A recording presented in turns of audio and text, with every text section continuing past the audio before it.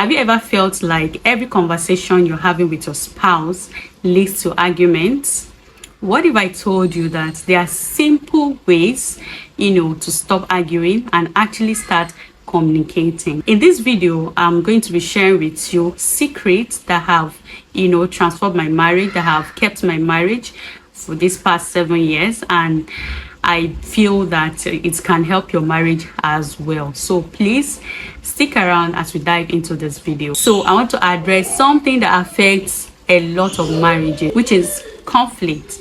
So I'm going to be sharing tips that has helped me to overcome conflict, to actually stop arguing and actually start communicating with my spouse. Number one, understanding conflict. Conflict is part of the relationship. There is no relationship that would exist, that ever existed and that will ever exist, that will not deal with conflict. So understanding this is, like halfway solving the problem. It's halfway resolving it. But if you go into a relationship, go into marriage with the mindset that there should be no conflict, I want to avoid having conflict, I want to avoid this and that, no, it won't work, because it will definitely come. Why? Because you guys are from different backgrounds, raised by different people, different idea, different religion. Even if it's the same religion, you might have different faiths, different men of God, pastors, religious leaders that you look up to. Some marriages, the husband may believe in paying tithe, while the wife does not believe in paying tithe. Why some marriages, I've seen couples actually that the wife believe in paying tithe, the husband doesn't. So it's more like the wife is wasting his money, her own salary. So it has gotten to a point where they argue about it. So it's something that can happen. So understanding that this thing is paramount is something that must happen in a relationship, in your marriage. You're halfway resolving it already, right?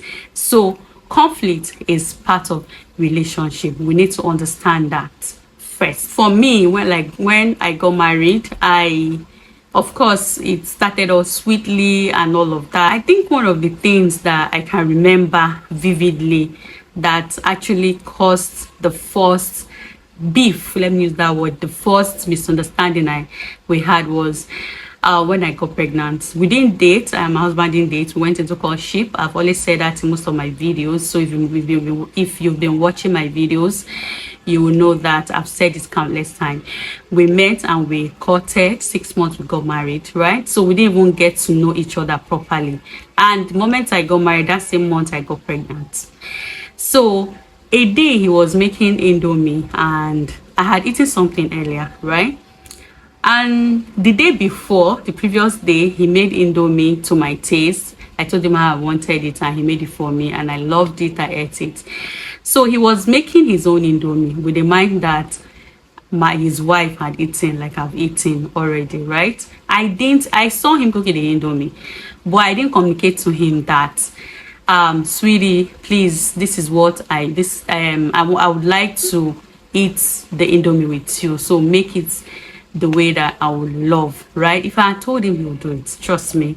But I didn't. I assumed that he will make the Indomie to my taste. And lo and behold, Oga went, cooked it his way. And when he came, I said I was going to eat. He said, you didn't tell me you were going to eat. But he still brought fork for me. I ate. The first one I took, I didn't like it. I was angry because as I was perceiving the Indomie, I wanted to eat it. And I told him he was wicked. That why didn't he make it my own, the way I wanted? To be honest, I never remember using that word. I was pregnant, so maybe it's pregnancy hormone, right? But then I could have, acted better. So he was angry. That word made him, he couldn't eat the Indomie. He became sad. And when we planned going, he couldn't follow me anymore. I went my own, came back, But I saw he was still mad at me. It's like something had done on me that I had fucked up. And I had to ask him what's up now? Are you still angry? Are you still mad? Like that. And we talked about it. I apologized and we moved on, right? But it spoiled his day. So it's normal. And that brings me to number 2. the power of communication. The importance of communication cannot be overemphasized when it comes to relationship. So if I had communicated earlier and say, okay, I would eat Indomie with you, right? He would have made my own. He would have made it my own, considering that I was pregnant at that time. But I didn't communicate. I assumed. And another way that helped us, resolve was the fact that when I came back, we still had a conversation, right? I noticed he wasn't free with me, and I had to ask him. So we communicated, we talked over it, and we were okay. So even when there is a conflict, communication helps to resolve it. Don't assume, and don't just sit down and wait that your partner must apologize to you. Even if he's the offender, you can actually, talk about it, set the mood, and you guys will talk things over. So communication is very important. Whatever it is, communicate your expectation, communicate, whatever it is, just communicate. And, always use I statements. You understand? Don't use you statements. For example, instead of saying, you don't help me to do the house chores, you don't support me, you can't even help me to, take out the trash, and all of that, before you know it, the man will get angry, he'll be on the defensive. Just say, I feel tired and overwhelmed, having to do all these house chores alone, and I feel frustrated. I feel, tired that you don't support me. When I don't get support from you in this area and all of that, instead of saying you don't, you understand, use the I, start with the I. Let your partner first feel your pain, understand where you're coming from, right? So opt for I statements, communicate clearly, and don't assume. It's very important. It will help you to resolve your problem.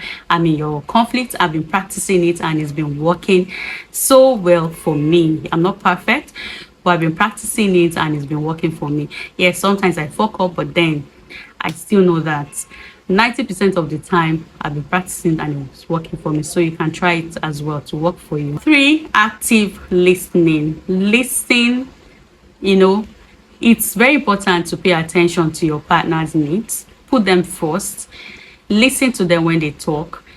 And listening is not just about listening. Actually understand their perspective.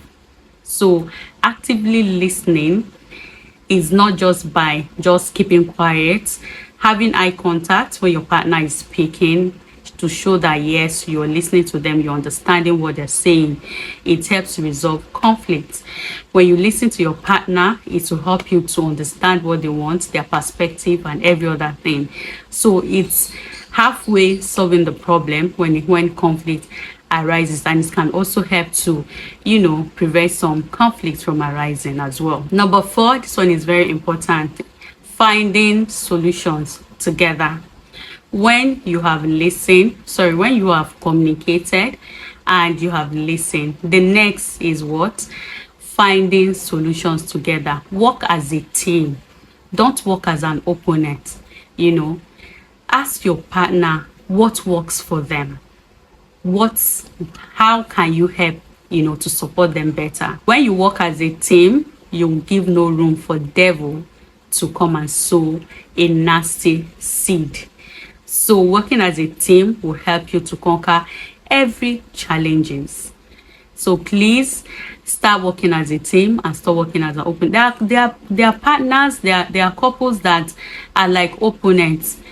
Your spouse is doing this that way, you're doing this that way. You can't even work as a team to support each other and all of that. At the end of the day, you may end up not achieving much. So but when you work as a team, you discover that you achieve a lot, and then you go far in life, and then you have peace of mind. Peace of mind is key. And above all, always put God first. No matter what you do, without God, your efforts, it can't work. So please put God first in your relationship, and He will surely make it work out for you by His grace. So remember, Each marriage has conflicts, you know, different in different ways, and there are different ways to handle them. How you handle them is actually what determines the impact that conflict is going to have in your marriage. So focus on communicating, like I mentioned earlier, listening, working as a team, understanding, and putting God first. So if you found this video helpful, please give it a thumbs up, subscribe if you haven't, share this video to those that you feel may need it, and thank you for watching. See you in my next video.